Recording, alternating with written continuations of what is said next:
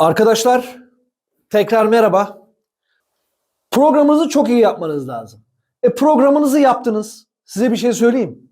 Eğer geceleri bu antrenman sonucunda, bana göre bir daha söylüyorum, günlük 4-5 saat kendiniz, 5 saat insanlarla oynamalısınız. Yani günlük bir şampiyonun antrenmanı sakın abarttığımı zannetmeyin. Gene de iyimser davranıyorum. Bakın en az tam 10 saat olmalı. Her gün 10 saat. Hafta arasında dinlenme var mı? Tamam dinlen yani. Bana göre yok. Ama bir gün dinlen. Usta sen bunları yaptın mı? İnanın ben zamanında yaptım.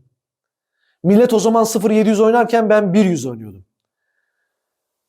Aradaki farka bakın. Yani çok çalışıyordum arkadaşlar. Bu yolun nasıl olduğunu biliyorum. Biliyorum bu yolun nasıl olduğunu. Yani günlük 10 saat antrenman yapmanız lazım. Eğer geceleri rüyanızda pozisyon çözmüyorsanız, eğer bu ıstaka sizin organınız gibi olmadıysa siz bir şampiyon yolunda değilsiniz. Aynı şunu elinize aldığınız zaman bir organ gibi olmalı. Yani kolunuz gibi. Gerçekten çok hatırlıyorum. Geceleyin rüyamda pozisyon çözüp ertesi sabah geldiğimde onu vurduğumu hatırlıyorum. Hani falso buradan mı, vuruş tekniği böyle mi diye rüyamda çözdüğüm şeyler var arkadaşlar. İnanın böyle bu. Sorun ustaya gidin. Tayfun Taşdemir'e sorun, Murat Naci'ye sorun. Aynı şeyi bulacaksınız. Hani ben Dick Jaspers'ı izlediğimde yemek yerken bakıyorum adam yemek masasında pozisyon anlatıyor. Pozisyon anlatıyor. Yemek yiyor ya. Bırak kurban olduğum yani şurada ye. Steak gelmiş önüne, et gelmiş. Etini ye yani. Değil. Yani çünkü bilardo sizin merkezinize yerleşmiş olması gerekiyor. Başka türlü şampiyon olamazsınız. Olamazsınız. Antrenmanı anlattım. Programla çalışmayı anlattım. Şimdi tekrarı anlatıyorum. Tekrar neden önemli? Tekrar neden önemli biliyor musunuz? Bu işin atar damarlarından birisi. Çünkü sizi bilardoda o kadar çok yan faktör bekliyor ki. Geçen sene Beagel'da, Hollanda'da Dünya Şampiyonası'nda 32'ye girmek üzereydim. Son maçımda ismini unuttum, hatırlamak da istemiyorum. Bir Koreli'ye kaybettim. Size bir şey söyleyeyim mi? Öndeyken verdim maçı. Neden verdim biliyor musunuz? Adam durmadan sandalyesinde oturup havluyu böyle yapıyor. Ben atarken. Bakın şimdi. Komik gelmesin arkadaşlar. Yani çok iyi biliyorlar bunlar benim bilardo oynayanlar ne demek istediğimi. Şimdi havluyu böyle yapıyor. Hakeme gittim dedim ki söyle havluyu böyle yapmasın. Hakem gitti söyledi. Size bir şey söyleyeyim mi? Havluyu bıraktı. Bu sefer de tahtayı böyle yapmaya başladı. Istakanın ucuna. Şimdi tekrarla bunun ne alakası var biliyor musunuz? Çünkü benim antrenmanım yetersiz arkadaşlar. Günde ben ancak şu anda 3-4 saat yapabiliyorum. Bu şampiyon olmaya yetmez. Yetmez. Usta şikayetçi misin? Yo değilim. Bunu ben seçtim. O zaman şampiyon olunabilirlik kapasitesini nereden biliyorsun? Biliyorum. Olmak farklı, bilmek farklı bir şey. Koçluk farklı bir şey. Çünkü etrafımda çok kişiye dokunuyorum. Hani bu amaçla derseniz ukalalık mıyım? Evet ukalayım bu ustayı. Yardım edebilirim ben bu konu. Biliyorum çünkü. Adam eğer benim tekrarım, antrenmanım 10 saatin üzerinde olmuş olsa o adam isterse dansöz kıyafeti girip karşımda oynasın. Etkilenmem ya. Umursamam. Orada başka şeyler arıyor insan çünkü. Yok o konsantremi bozuyor. Yok cık yapıyor. Yok cuk yapıyor. Bunlar bahane. Bahane. Asıl fokuslanmam gereken şeye fokuslanmadığımdan dolayı bunlar oluyor. Bunları niye anlatıyorum biliyor musunuz? Kendinizi bende bulun diye anlatıyorum arkadaşlar. Her hastalık var. Dün çok sevdiğim birisiyle telefonda konuştum. Diyor ki usta diyor 9 ıstakada 20 idim diyor. Maç diyor sonra 60 ıstaka 25 bitti diyor. Yani 2 oynarken adam birden 0-400 oynuyor. Bunun etkisi ne? İçine var ya o paketin içine ne koyarsanız koyun. Yani bu az antrenman. Programlı çalışmamak. Programlı çalışmayı ben elimden geldiğini anlatmaya çalıştım. Günlük tam 10 saat. 10 saat. Demeyin bak 6'da olur mu 7 olmaz. Robot gibi olmanız lazım. Robot. İşin mental bölümüne geleceğim. Ama robot gibi olmanız lazım. Yani Size insanlar gerçekten deli gibi bakması lazım. Tekrar neyi sağlayacaksın biliyor musun? Tekrar sürekli. Şimdi bakın. Şimdi ben burada şöyle bir tane iç havuz vuruyorum. Tamam mı? İç havuza yattım. Şimdi iç havuzda vuruyorum. Diyorum ki kafamda bakın. Bu şu anda rahatım ben.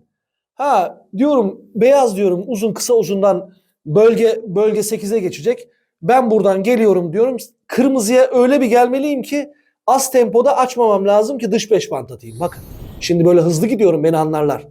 Şimdi ben çok tekrar yapmadan bunu tamam mı bu istediğim tempoda şimdi bunu attıktan sonra bakın. Bak.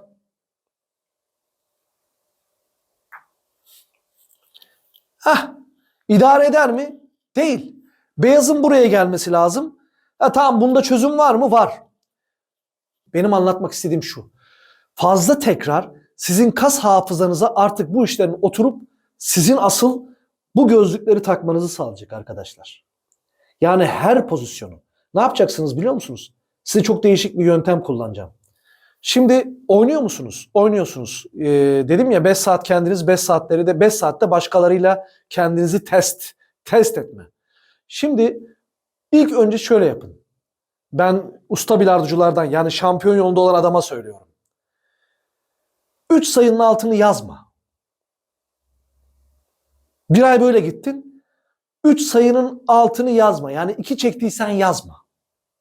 Baktın artık seni tatmin etmemeye başladı. 5 sayının altını yazma. İnanın bakın. Acayip bir şey değil mi? Her 5 sayı çekiyorsun. 4 çektin. Yazma. Rakibin yazsın. Sorun değil. Ama sen yazma. Bırak millet senin hakkında istediğini düşünsün. Sen ne olacaksın biliyor musun? Abartmıyorum bak. İnanın makine olacaksınız. Çünkü başka türlü bu insanları yenemezsiniz. Ben bunu yapabilir miyim? Bana zaman tanınsın istediğim gibi yaparım. Yaparım arkadaşlar. Çünkü kendime güvenim var. Ama istiyor musun? Şu anda istemiyorum. Çünkü ailem var, hayatım var, memnunum yaşamımdan. Yani mutluyum arkadaşlar.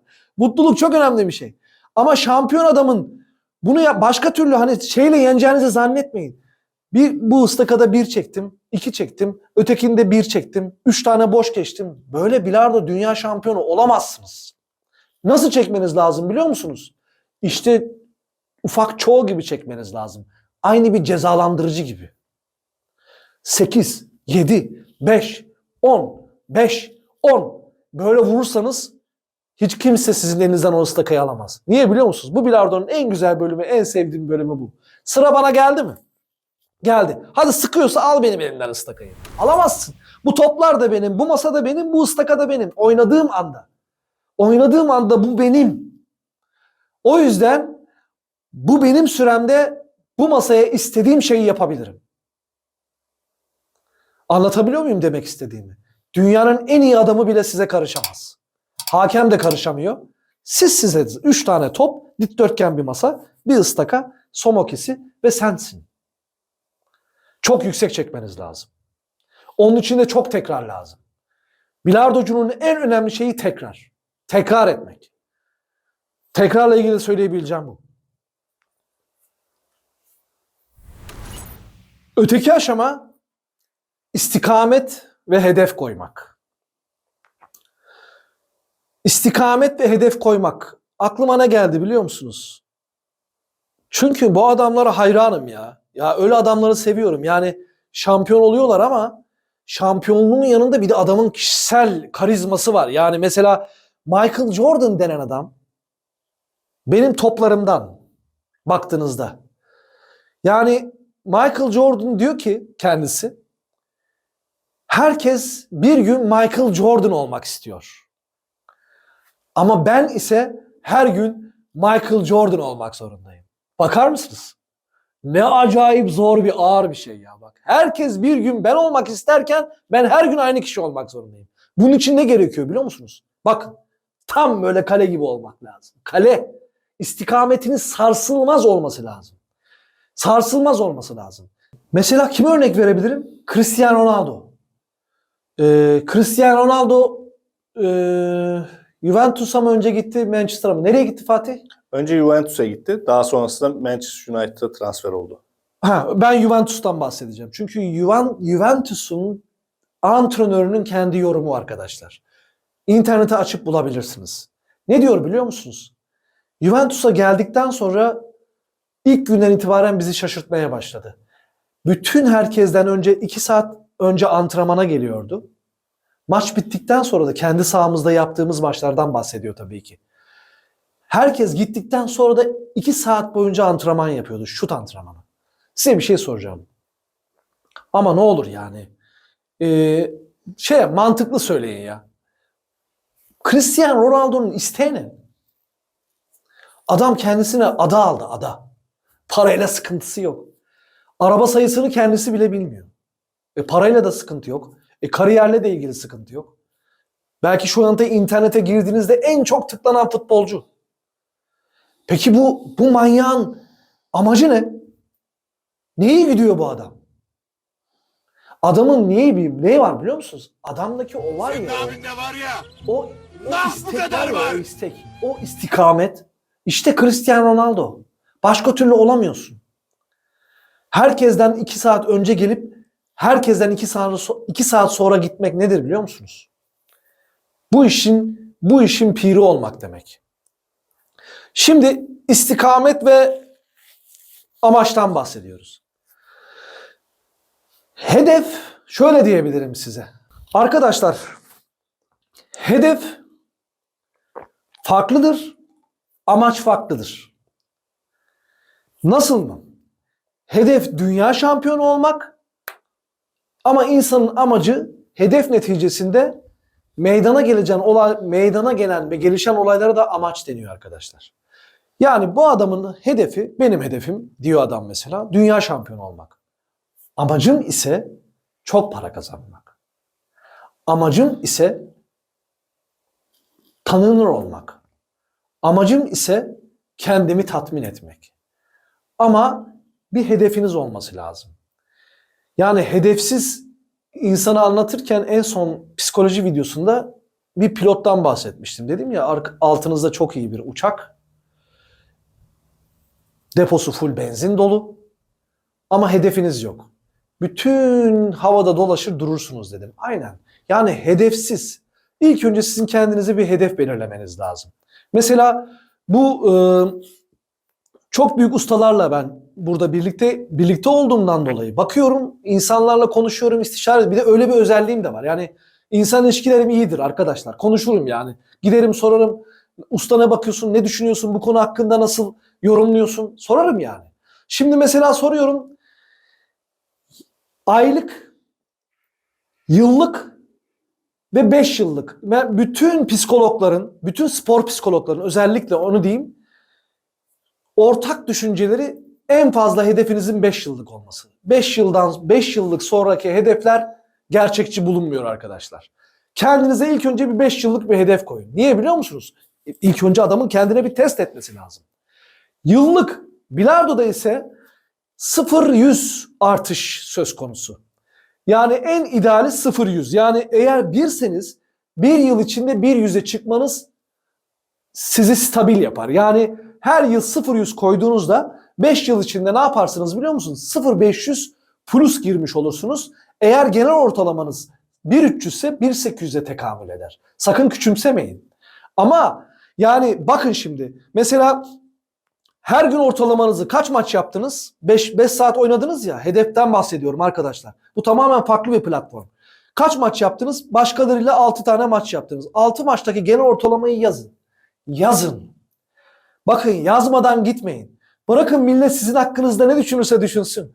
O yazdığınız şey var ya, size olan saygı ve disiplininizi arttıracak.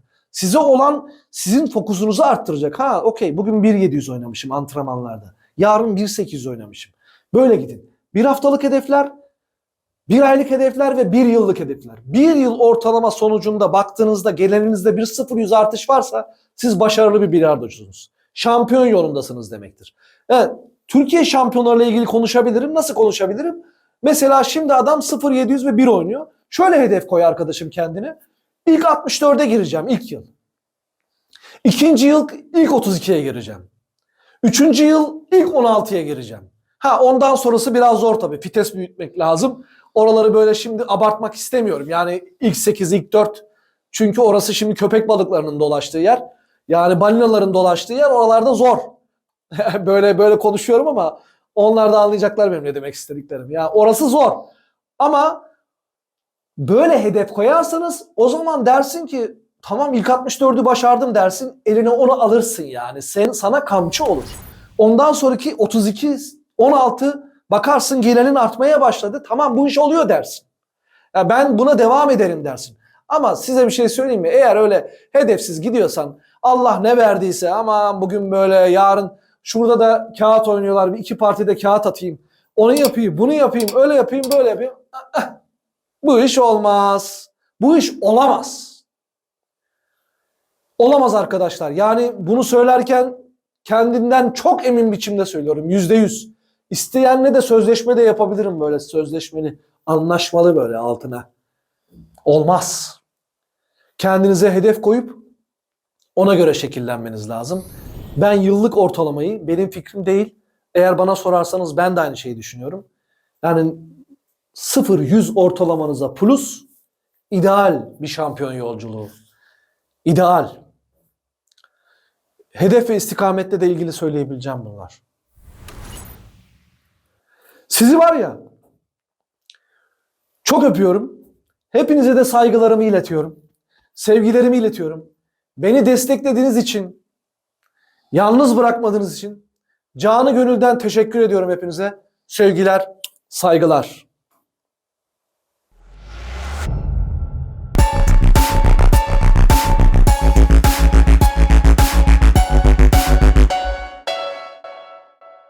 Disiplin, istikamet, kararlılık, sabırla bilardonuzu en üst düzeye taşımak adına benimle çılgın bir yolculuğa çıkmak istiyorsanız kanalıma abone olmayı unutmayın.